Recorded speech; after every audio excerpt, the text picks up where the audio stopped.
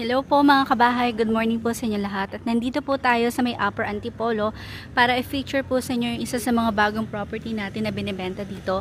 So we have townhouses po dito, ganito kalawak yung subdivision na itatayo. So, along the road ng Hinapaw, Antipolo, malapit lang po sa may sumulong sa simbahan din. Tapos, pasukin natin to, we have 2 bedrooms, we have 3 bedrooms, and yung price natin is ranging from 3.9 to 6 million pataas po. We also have corner units and inner units. So, ito yung parking space.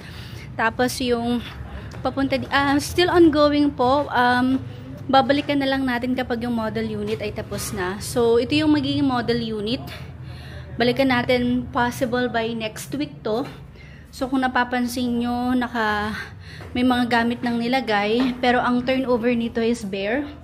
So, hindi pa tapos yung unit natin, no? Balikan na lang natin by possible by next week or by katapusan. Ayan.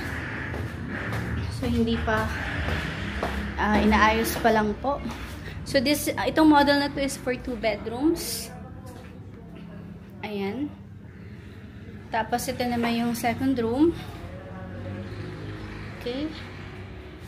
And then, ayan.